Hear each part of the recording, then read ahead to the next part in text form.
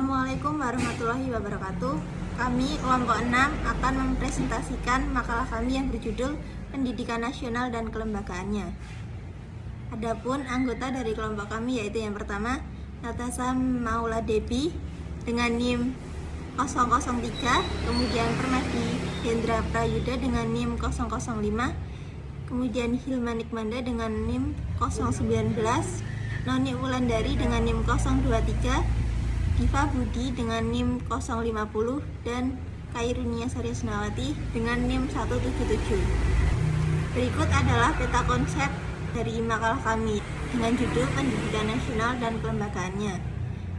Yang pertama yaitu bab 1, pendahuluan, terdiri atas latar belakang, rumusan masalah, dan tujuan. Bab 2, pembahasan, terdiri atas dasar pendidikan nasional, fungsi pendidikan nasional, tujuan pendidikan nasional, lembaga pendidikan, jenjang pendidikan, pendidikan formal, informal, dan non-formal, dan jenis lembaga pendidikan. Yang pertama, latar belakang. Pendidikan di Indonesia berupaya untuk menciptakan bangsa yang cakap, kemudian beriman, bertakwa kepada Tuhan, serta memiliki pengetahuan yang baik dan berwawasan kebangsaan. Pendidikan di Indonesia sangat berperan penting dalam membangun masyarakat melalui pendidikan. Masyarakat melakukan transformasi budaya, menciptakan tenaga kerja, menciptakan alat kontrol sosial, dan lain sebagainya.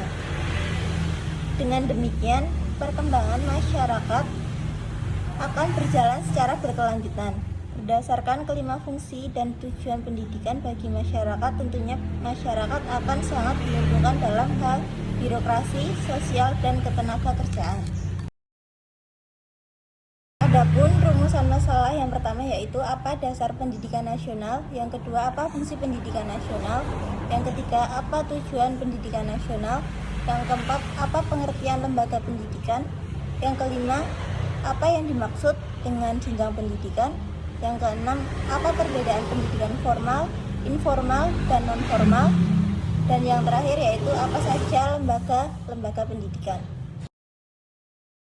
Tujuannya yang pertama untuk mendeskripsikan dasar pendidikan nasional, yang kedua untuk mendeskripsikan pendidikan nasional, yang ketiga untuk mendeskripsikan tujuan pendidikan nasional, yang keempat untuk mengetahui pengertian lembaga pendidikan, yang kelima untuk mengetahui pengertian jenjang pendidikan, yang keenam untuk mengetahui perbedaan pendidikan formal, informal, dan non-formal, dan yang ketujuh untuk mengetahui jenis lembaga pendidikan.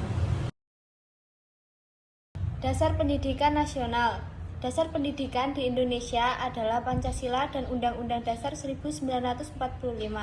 Sesuai dengan UU SPN nomor 2 tahun 1989 dan UU Sisdiknas nomor 20 tahun 2003. Dalam Undang-Undang Republik Indonesia nomor 20 tahun 2003 tentang Sistem Pendidikan Nasional disebutkan bahwa pendidikan adalah usaha sadar dan terencana untuk mewujudkan suasana belajar dan proses pembelajaran agar peserta didik secara aktif mengembangkan. Selanjutnya, fungsi pendidikan nasional. Menurut Alexander Inglis, pendidikan nasional mengembangkan berbagai fungsi tertentu. Dalam bukunya Principle of Secondary Education 1918, satu fungsi penyesuaian, setiap individu harus mampu menyesuaikan diri terhadap lingkungan secara menyeluruh. Kedua, fungsi integrasi berfungsi mendidik pribadi yang terintegrasi. Yang ketiga, fungsi diferensiasi. Diferensiasi akan mendorong orang-orang berpikir kritis dan kreatif.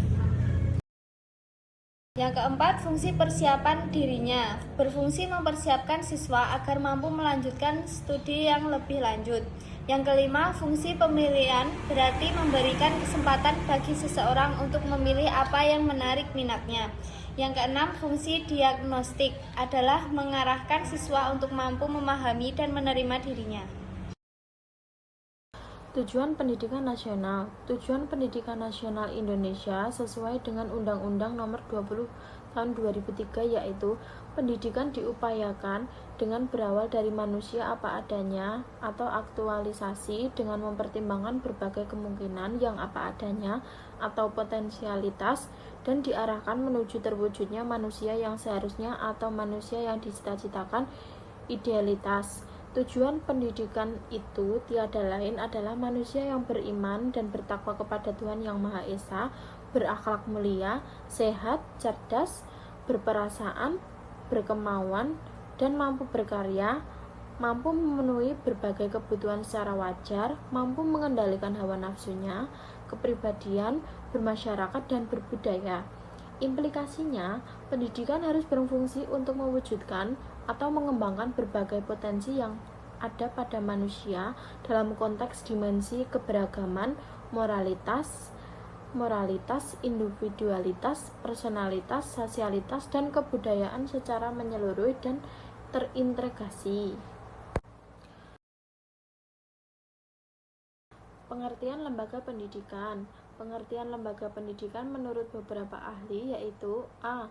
Profesor Dr. Umar Tirta Raharjo dan Dr. Andes Lasula. Lembaga pendidikan adalah tempat berlangsungnya pendidikan, khususnya pada 3 lingkungan utama pendidikan, yaitu keluarga, sekolah, dan masyarakat. B. Enung K. Rukiati dan Fenty Himawati. Lembaga pendidikan adalah wadah atau tempat berlangsungnya proses pendidikan yang bersamaan dengan proses pembudayaan. C. Dr. Andes Haji Abu Ahmadi dan Dr. Anda Nur Uhbiyat. Lembaga pendidikan adalah badan usaha yang bergerak dan bertanggung jawab atas terselenggaranya pendidikan terhadap peserta didik. Yang selanjutnya, jenjang pendidikan. Pendidikan dasar dan menengah merupakan fondasi penting dan dalam sistem pendidikan di Indonesia.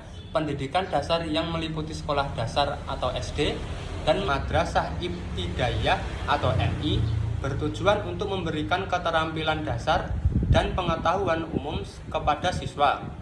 Ini adalah tahapan awal yang krusial untuk membangun kemampuan literasi dan numerasi yang esensial.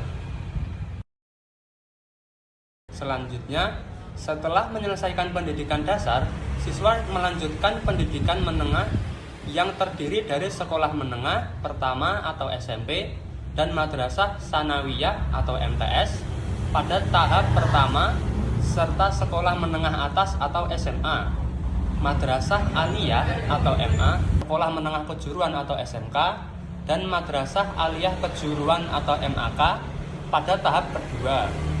Pendidikan menengah bertujuan untuk memperdalam pengetahuan dan akademis atau kejuruan, mempersiapkan siswa untuk pendidikan tinggi atau memasuki dunia kerja. Sistem ini direncanakan untuk memastikan setiap siswa mendapatkan kesempatan yang adil untuk berkembang sesuai dengan minat dan bakat.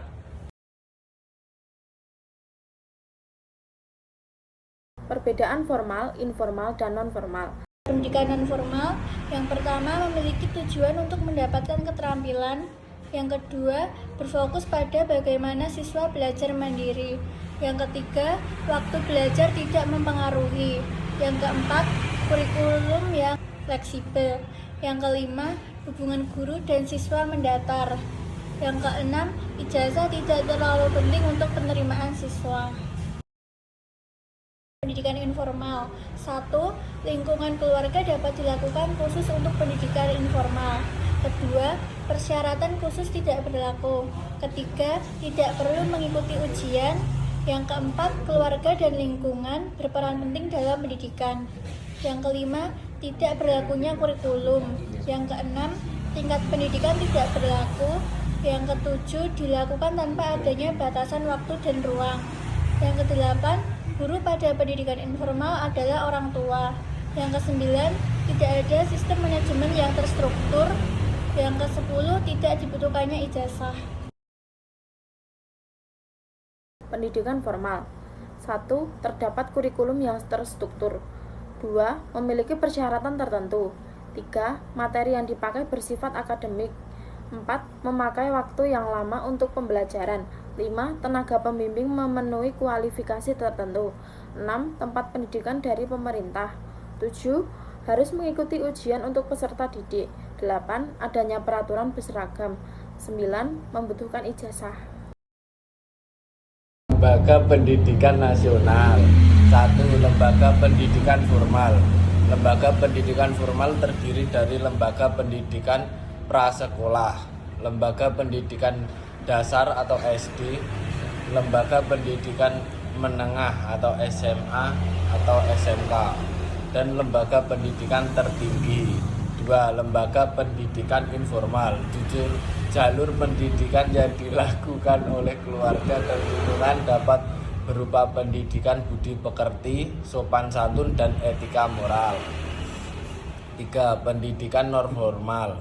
Jalur pendidikan yang dilakukan di luar pendidikan formal seperti kelompok bermain, sanggar, dan majelis taklim, dan sebagainya. Kesimpulan, pendidikan nasional di Indonesia berdasarkan pada Undang-Undang Dasar 1945 dan Pancasila. Fungsi dari pendidikan nasional yaitu sebagai fungsi penyesuaian, penintegrasian, diferensiasi, persiapan, dan pemilihan diagnostik. Tujuan pendidikan nasional agar manusia mampu memenuhi berbagai kebutuhan baik dalam lingkup pribadi maupun masyarakat. Lembaga pendidikan merupakan tempat di mana proses pendidikan berlangsung. Jenjang pendidikan merupakan tingkatan pendidikan nasional yang ada di Indonesia, mencakup pendidikan dasar, menengah, dan pendidikan tinggi. Pendidikan formal merupakan pendidikan yang terstruktur dan berjenjang seperti sekolah dasar, sekolah menengah pertama, SMA atau SMK, madrasah aliyah, dan sebagainya. Pendidikan informal adalah pendidikan yang dilakukan oleh keluarga dan lingkungan seperti adanya interaksi anak dengan keluarga, teman, maupun dengan masyarakat. Pendidikan non-formal merupakan pendidikan yang dilakukan di luar pendidikan formal seperti bimbingan belajar, kelompok bermain, lembaga khusus, pusat kegiatan belajar masyarakat, dan majelis taklim.